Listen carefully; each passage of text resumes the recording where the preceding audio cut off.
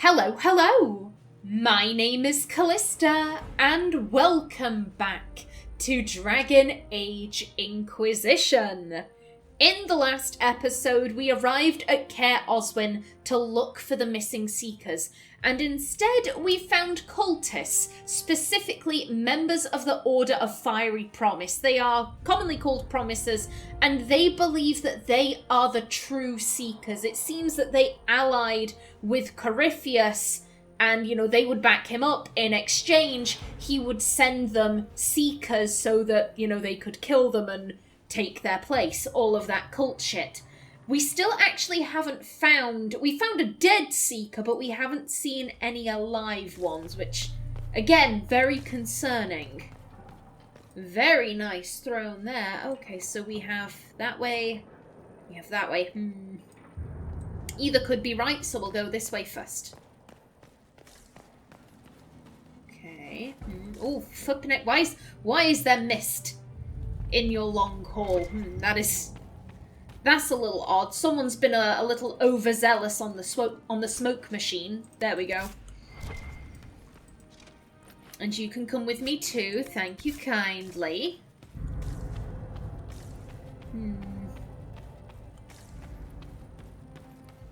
Let's see what's over this way. Got it. It feels good being back in a Ferelden castle. I don't think they will do this, but I would absolutely love if they redid Dragon Age Origins, but with Inquisition's graphics. I would love walking around Castle Cousland and it was like this. That'd be so dope, but I don't know. I can understand why they do that with Mass Effect. Mass Effect's graphics have always been really uniform. It was just that they were more polished in the last game, but the graphics between Origins 2 and Inquisition are all really different, so I just don't think they'll ever do it. Hello? Oh. Daniel, can you hear me? Cassandra, it is you. You're alive. As are you. I'm so glad I found you. No, they put a demon inside me. It's tearing me up. What? You can't be possessed. That's impossible. I'm not possessed. They fed me things. I can feel it growing. Oh, that is horrible. Why would they do this? Can we help him? They'll pay. Ooh.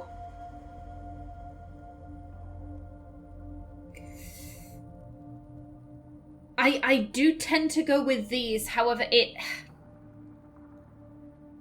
in this situation, this man, he looks terrible. He looks terrible. I don't think Aenor would be like, let's examine this. I think she'd have an emotional reaction, oh my god, I can't believe this has happened to you.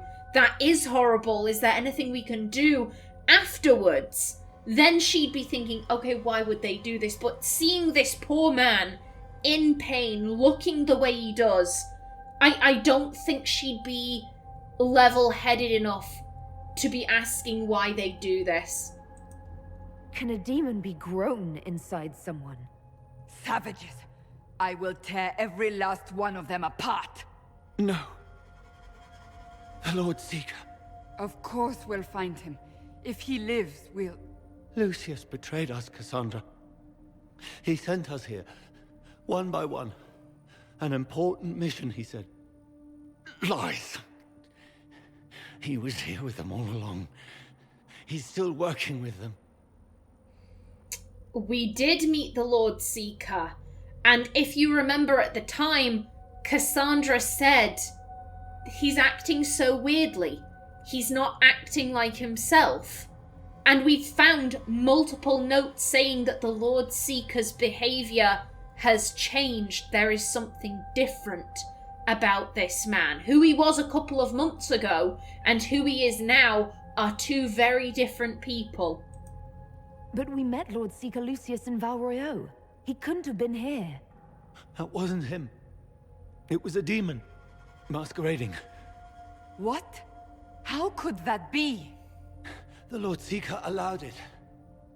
He let the demon take command while he... Came here.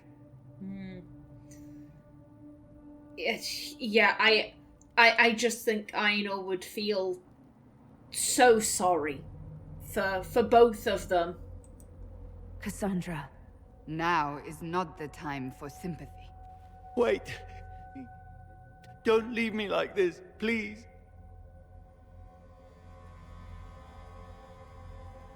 You should have come with me. You didn't believe in the war any more than I did. You know me. I wanted that promotion. Go to the Maker's side, Daniel. You will be welcome.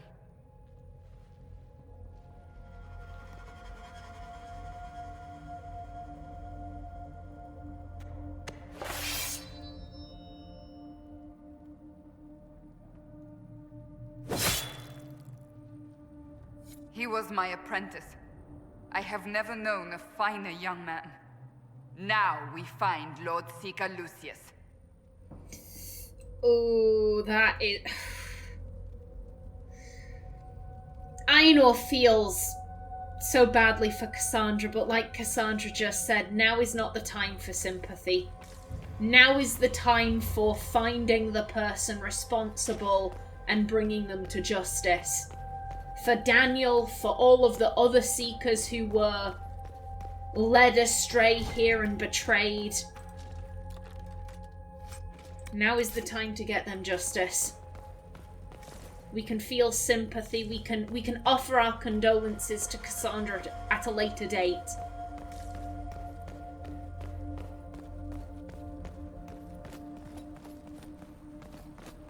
Again, I love how beautiful this place is. Oh hello. I'm gonna get to you in a minute. I was gonna say I love how beautiful this place is because it so wonderfully juxtaposes what we've just seen.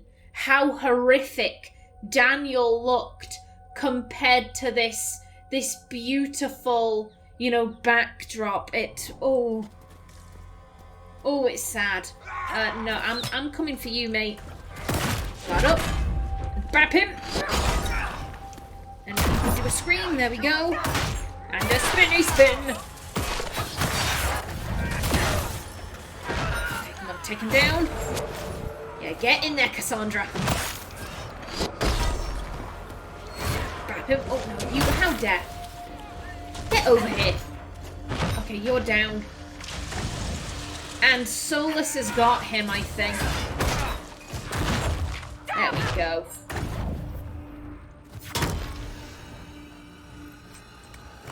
Okay, and anything in here? And I know we're outraged about what Lord Seeker Lucius has done. However, again, looting. Looting is always my priority. Thank you for the money. And you too. Good for you, Cowl. Good for you. And he sprints off into the wilderness.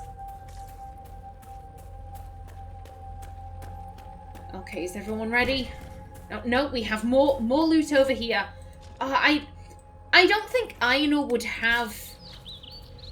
I don't know how she'd feel about Lord Seeker Lucius. It's disgusting what he did, sending his men one by one off like lambs to the slaughter.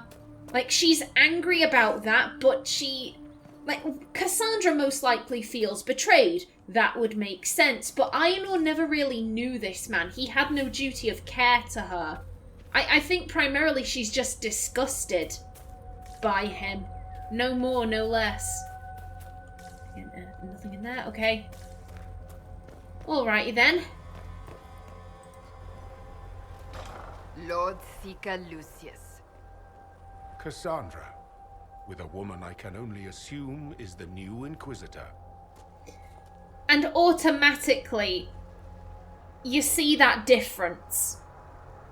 The guy we met in Val Royeaux, who we now know to be a demon, he spoke in such a booming voice, like he wanted attention on himself, like, the only destiny here to be respected is mine. Even when he wasn't addressing the crowd, his voice boomed. But the real Lord Seeker Lucius, I just like the detail, he speaks so softly. Cassandra, with a woman I can only assume is the new Inquisitor, he is so softly spoken compared to the doppelganger we found in Val Royeaux. I just like that. I like that detail. You must be very proud of your handiwork. I presume you know we Seekers of Truth were once the original Inquisition. Oh yes. We fought to restore order in a time of madness long ago, as you do now. And we became proud. We sought to remake the world, to make it better. But what did we create? The Chantry, the Circles of Magi. A war that will see no end. Something I'd like to point out, his thinking is remarkably similar to Aenor's beliefs. She doesn't like the Chantry. The Circles of Magi could be good, but they are not in their current state. They need reform. And why do they need reform? Because of the Chantry. Without Chantry oversight, the Circles of Magi would probably be absolutely cracking places. They did create a war that will see no end. He's speaking things that Aenor's like, yeah, this does make a lot of sense. I can't necessarily disagree with you on that, but you had a duty of care to your men, and you betrayed them in the most horrific way possible. I'm not cool with that. We're not the same. You betrayed your people. I agree with you, so you helped corrupt. Yeah, that's... No matter how Aenor feels about his politics, what he did is disgusting. You lured your entire order to their deaths. There was no other choice. No other choice? Have you gone mad? We Seekers are abominations, Cassandra. We created a decaying world and fought to preserve it even as it crumbled. We had to be stopped. You don't believe me? See for yourself. The secrets of our order passed to me after the former Lord Seeker was slain. The war with the mages had already begun, but it was not too late for me to do the right thing.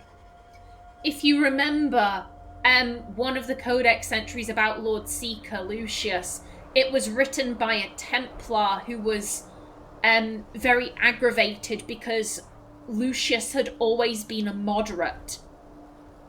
Where the Templars wanted the Seekers to be very pro-Templar and anti-mage, Lucius was a lot more fair-handed. He was like, no, I'm going to see what's wrong. If I'm investigating something, I'm not just going to side with the Templars because, hey, we're bros.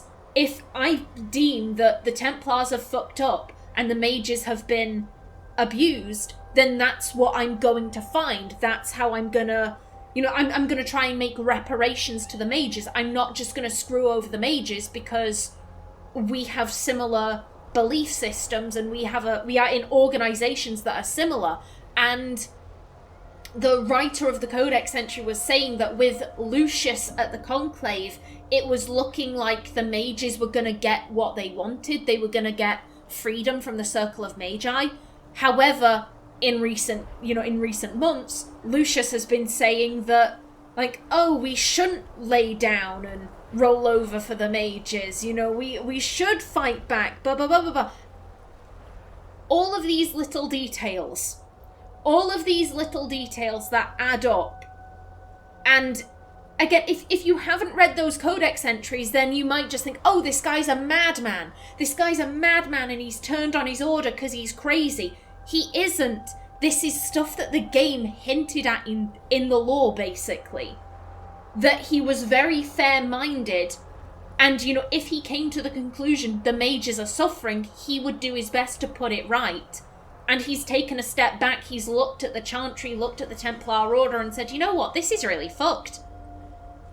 I think the mages are right. This is completely fucked. We need to get rid of this. And you know what? The Chantry has done so much damage to the world that there's no saving it. Let's just side with Corypheus. Let's wipe everything out so that we can start afresh. He's not mad. He's doing stuff that the game hinted was in his character.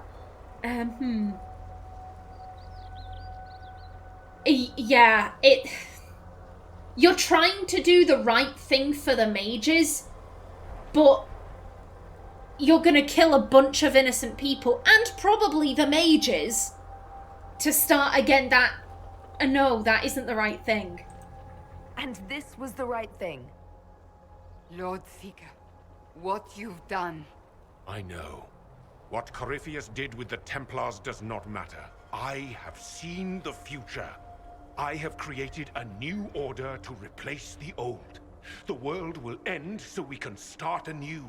A pure beginning. Join us, Cassandra. It is the Maker's will. Yeah, Cassandra is not gonna do that, mate. I don't think I need to use that. Let's just get in there. Guard up. Aenor, one. Aenor, get in there. And guard up, please. And scream. And then we spinny spin. And we back. Done in, there we go. Ooh, what's happening? Okay, hello then. He was insane. He had to be. The influence of Corypheus, perhaps? Was he trying to disable the Seekers? All these wasted lives. He could not have destroyed all of us. I won't accept it. Let us return to Skyhold. I wish to see what's in this book of secrets. And there's Cassandra's fatal flaw. She cannot comprehend that the Chantry could ever possibly be corrupt. Because how I interpret the Lord Seeker's actions, it's that's what he realised. He took a step back, he looked at everything the Chantry had done, and realised we have... Ooh, hello. Lovely. He basically realised that everything the Chantry has wrought, it's all been painful. Nothing the Chantry has done has come without a cost of life somewhere. And I know the exit is there. However, I want to explore. I want to grab everything if I can. You know, the Chantry, everything the Chantry did, it always came at the cost of human lives, or elven lives, dwarven lives, Kunari lives, whatever. There was always a blood price to be paid, and has that blood price been worth it? Has the Chantry really made Thedas a better place? It has spewed hatred and segregation and all of that. Can you honestly say that the Chantry has made Thedas a better place? And he came to the conclusion, no, I can't say that. So you know what? Let's burn it all. But Cassandra can't see that. Instead, she comes to the conclusion, oh, he must have been insane. He can't possibly have had a point. He can't have had a point, surely. Let's head back.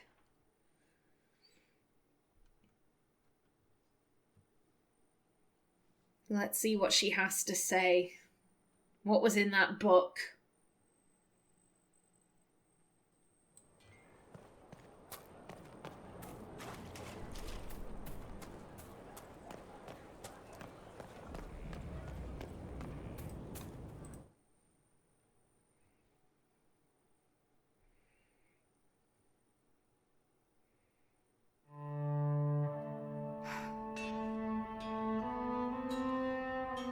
This tome has passed from Lord Seeker to Lord Seeker since the time of the Old Inquisition. and now it falls to me.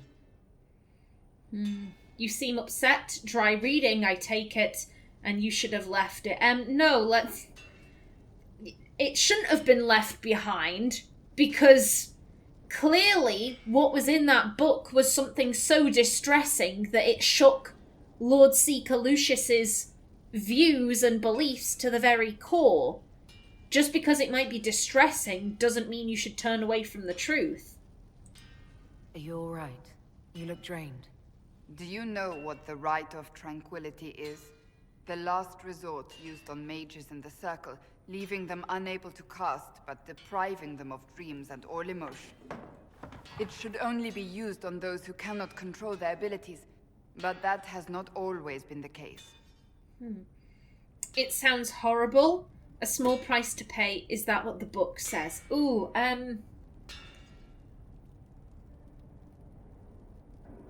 here's the thing. Aenor doesn't approve of the Rite of Tranquility. You know, this... You'd assume she would have heard about it before. You would assume, being in the Inquisition, and you know, just the fact that she lived in the city, or she regularly visits Wycombe to be with her family. You know, this is not someone who has had limited Chantry interactions. This is someone who has had... I wouldn't say she's had substantial interactions, but she's certainly had more interactions than the average Dalish. And she's been with the Inquisition for months. She's seen Tranquil dotted around. So you would assume that she would know about the Rite of Tranquility. Here's the thing, it does sound horrible, but I'm more drawn to this because Cassandra wouldn't be bringing up the Rite of Tranquility for no reason. Clearly this relates to the book. Does the book say it was used for other things? No. As a Seeker, I looked into abuses. Mages made Tranquil as punishment. What finally began the Mage Rebellion was the discovery the Rite of Tranquility could be reversed. The Lord Seeker at the time covered it up, harshly. There were deaths. It was dangerous knowledge, the shock of its discovery in addition to what happened in Kirkwall. But it appears we've always known how to reverse the rite, from the beginning. Oh. You caused the rebellion, why keep it hidden? That's not surprising. The rebellion was needless.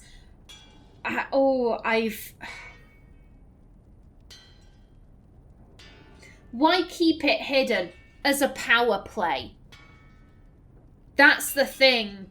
That's what Aenor would be thinking. This is an organisation that is a part of the Chantry.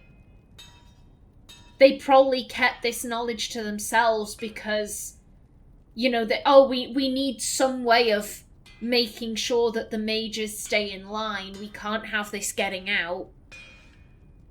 So we'll just keep it covered up. I think I've said in the past that Aenor... How do I put this? Because here's the thing. Rebellion makes this seem...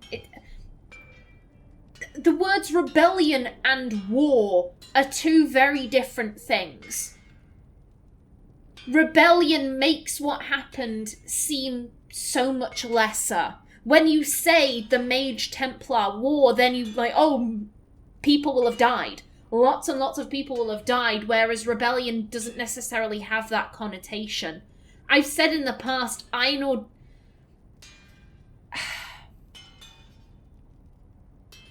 It was inevitable. It was inevitable, but she wishes it hadn't happened. If everyone could have sat down and used their words, if the Chantry would have backed off, if the Templars would have allowed the mages to be treated more fairly, this wouldn't have happened.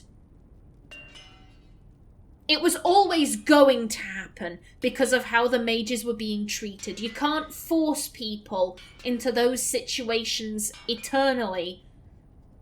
Eternally?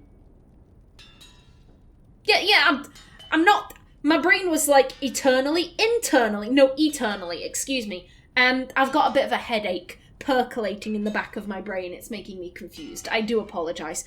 You can't just put people in those situations eternally and expect them to just sit there like good, obedient little slaves. Like, no.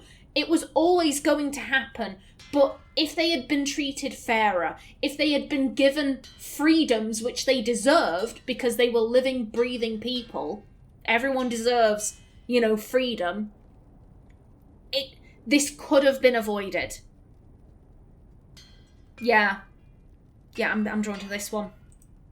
So the rebellion could have been prevented.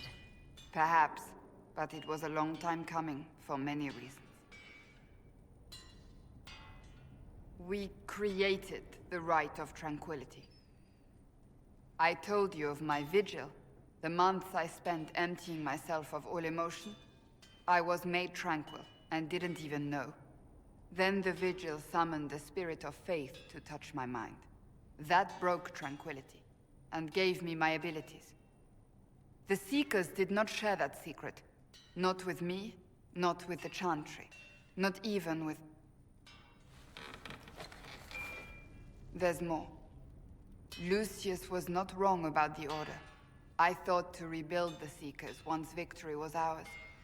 Now I'm not certain it deserves to be rebuilt.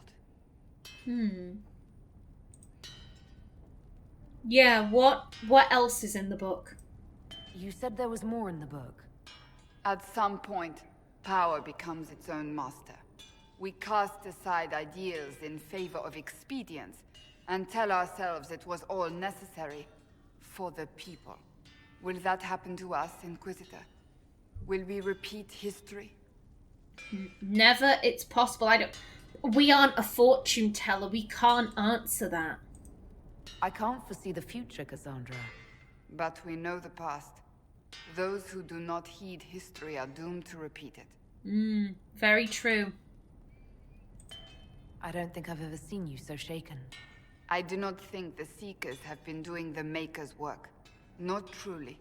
Perhaps we believed it once. The original Inquisition came to be during a terrible time. But now, we harbored secrets and let them fester. We acted to survive, but not to serve. That is not the Maker's work. And how exactly would you rebuild the Order? If you did rebuild the Seekers, how would you do it? I can't be the only one remaining. We will always spread to the winds, and some may still be out there. I would find them one by one. We would all read this book, no more secrets. Then together we would establish a new charter. The Maker's work in truth. Yeah, but that's the thing. What is the Maker's work? Because you could ask two people and get two very different answers. You keep saying that, but what is the Maker's work? There is no way to know for certain. That is why we must seek it out. Perhaps we lost our way because we stopped looking. Let the Seekers go. Make the Seekers better. It's up to you. You can do anything. I do love that reveal. That how a Seeker is made is by making them tranquil. Not by doing the Lyrium brand, which is how mages are made tranquil. But it is a slow process. And then at the end of it, a spirit of faith is summoned, and that's what brings them back. It's shocking information. Shocking information as far as Aenor is concerned. And the fact that it was hidden, that it was all hidden away and locked behind closed doors, and the fact that the Seekers didn't even know that Cassandra didn't know what had been done to her.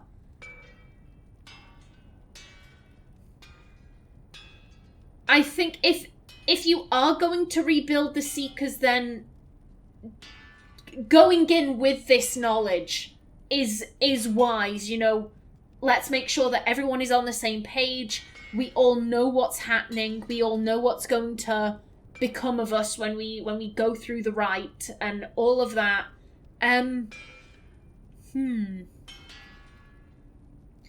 Here's the thing, I don't think Aenor necessarily has a strong opinion on the Seekers. She has a strong opinion on the Chantry, because the Chantry has fucked over her people for centuries. But the Seekers haven't fucked over her people for centuries. She doesn't really know much about this order, and the idea of the Seekers, that they are an independent organization that investigates whether the Templars are doing their job or not, that is necessary. That is a necessary faction. So if you want to rebuild them, but do it on a basis of honesty, you know, doing it better, then that isn't necessarily a bad thing. Rebuild the Seekers. Make them better than they were.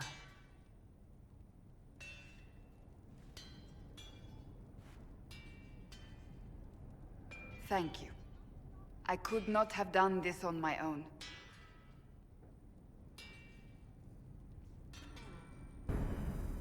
Hey, it's all good, chicken. It's all good. And with that, I am just about out of time for this session. In the next one... Ooh, what will we be doing? We've got to sort out the war table. And after that, I think we're going to be heading to one of the little side areas I've been talking about. But until then, please remember to like if you enjoyed, leave a comment below, and if you wanted to subscribe, it would be very much appreciated. I've been Callista. Thanks for watching, and see you in the next episode.